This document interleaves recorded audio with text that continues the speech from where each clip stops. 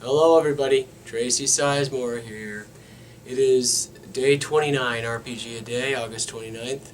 Sorry this video is late today, but I've been sick. Big surprise. So, I'm not sure if this is from Gen Con or something I pick up after Gen Con because I'm kind of delayed. But either way it sucked. And yesterday was an especially bad day. But today I'm feeling a little better, but I still don't have my voice back. And this morning I had no voice at all, which is why I couldn't record this to get out at a reasonable hour in the morning. So I'm doing it now. So, anyway, RPG a day, day 9. The question is, what is the best run RPG crowdfunding campaign you have backed? So I looked up on my Kickstarter profile, and it seems that I've backed 9 projects in my Kickstarter life. And maybe 6 of those, maybe 5 of those were actually RPGs.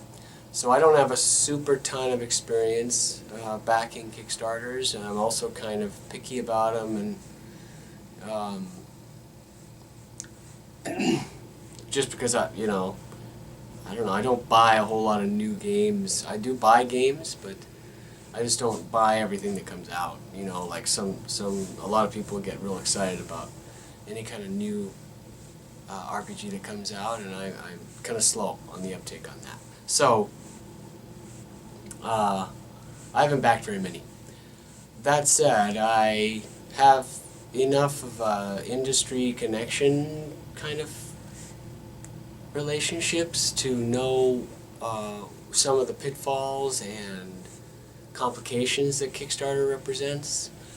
So I understand how difficult it can be. And whenever I hear about a Kickstarter failing, like full on, well, not even failing, like floundering. Failing is one thing. When it fails, like it's been canceled or it just outright fails and they finally admit defeat, that's one thing.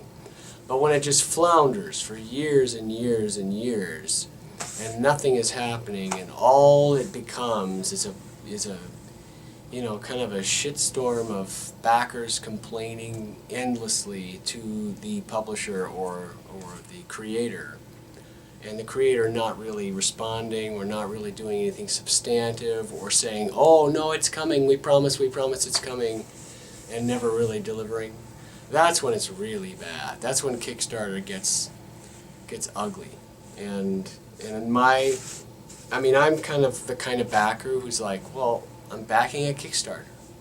If it doesn't go through, it's my own damn fault for taking the risk, you know? So, once I commit money to a Kickstarter, and this is why I don't do it all the time, once I commit money, it's gone. It's gone. So maybe I'll get something, maybe I won't.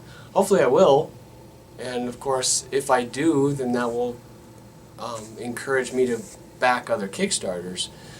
But I don't look at it like I'm owed like the world if I pledge $40 to a Kickstarter, like some backers do. So I don't know. I think it can get really ugly, and when it comes down to it, Kickstarter especially, it's not even Kickstarter, it's just crowdfunding campaigns in general and how it has to work. Shipping seems to be the big hullabaloo with crowdfunding campaigns. Because shipping just is a moving target. And it's super expensive to ship overseas, and this also makes backers mad.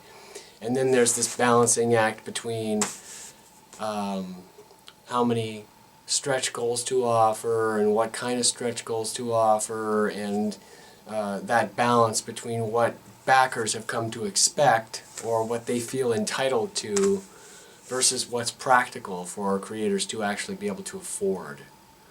And I think that now, right now it's they're always sort of walking that balancing line of creators sort of barely surviving and barely doing what they can do to give as much reward as possible, while still remaining economically viable for them to actually do it. while at the same time backers are expecting more and more and more. And when they don't get more and more and more, they sort of get upset, or they don't feel like they've gotten their money's worth or whatever. And I don't know, it all seems to be a little crazy. And I'm just rambling now, but that's what I know about Kickstarter. I understand both sides of it. So when I see one that's floundered and that's just hanging on for years, I feel bad for the backers who are angry. I feel bad for the creators who are struggling, and it's just a bad situation all around, you know. Even though there's probably plenty of blame to go around too. So, anyway, to answer the question, I backed 9 Kickstarters in my Kickstarter life. 5 or so of them have been RPGs. And I hate to sort of single out best run campaigns. What do I know? I don't know shit. All I know is that some of them deliver faster than others, but there's always a chance for delays, and there's always probably a probability of delays with Kickstarter. So I expect that. You know, when I pledge my money, I expect it's going to be delayed. That's just kind of the way it is. So, in terms of fastest delivery or doing what they said they were going to do, 2 of the Kickstarters that I backed stand out. One is Ninja Crusade 2 by Third Eye Games, and that's Eloy Lasanta's company. Third Eye Games? I think it's Third Eye Games. I hope that's right. Ninja Crusade 2. I backed that primarily because Daryl Hayhurst was a writer on that book, and Daryl is a friend of mine. So I backed that Kickstarter, and it delivered on time, quickly, done. I mean, it was really smooth from beginning to end. He didn't promise the world, but he delivered on what he promised, and he did it in a quick way. I don't know. So another one that was really good and delivered quickly and did what it promised was the Savage Rifts Kickstarter.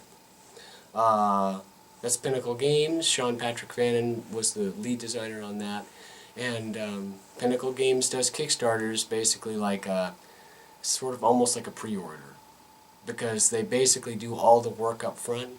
They do as much as they can before the Kickstarter launches, so that once the Kickstarter launches, all it becomes about is fulfillment, not about design. The design is done. Fulfillment is what the Kickstarter is about at that point. So that's the way Pinnacle does Kickstarters, and it makes it look like it's a super smooth process. You know, there's always going to be hiccups, but that's why it's super smooth, is because they outlaid a whole bunch of capital before the Kickstarter even started to get this done. And then they used the Kickstarter as sort of an advertising platform and a fulfillment, a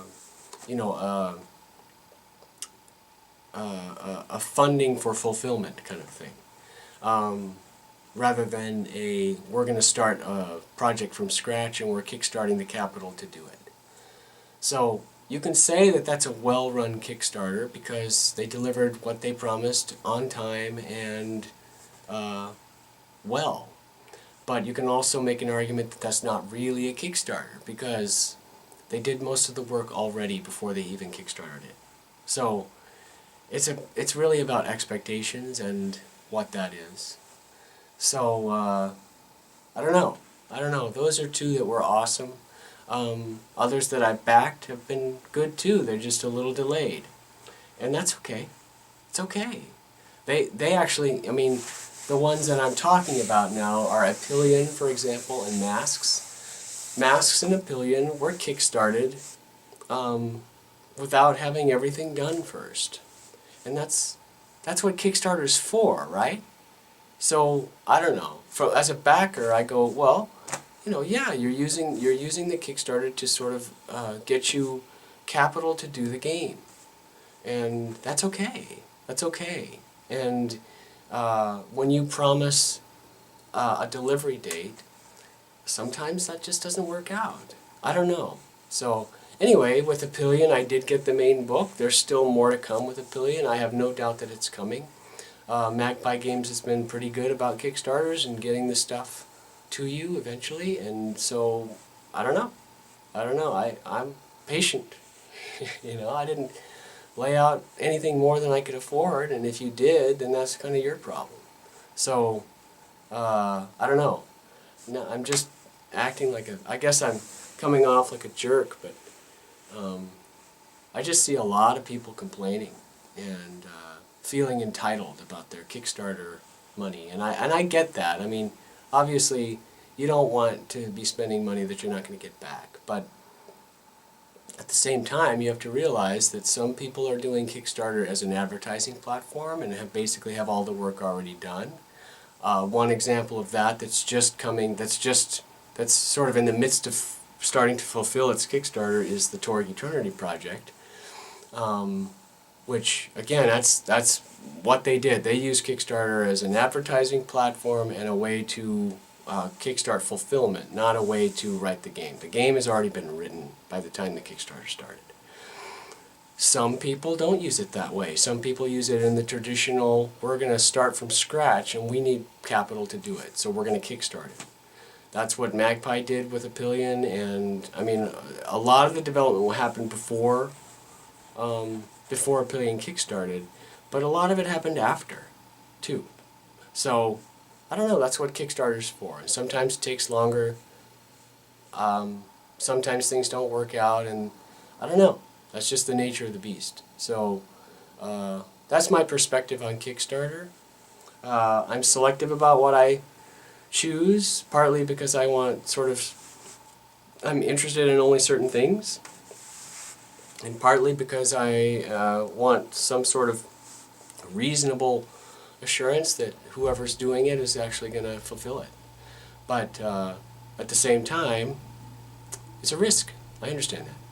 So, anyway, two big ones that really were great were Ninja Crusade 2, Savage Rifts. Those are the ones who delivered quickly. The Magpie Games ones have been great. They're just a little delayed.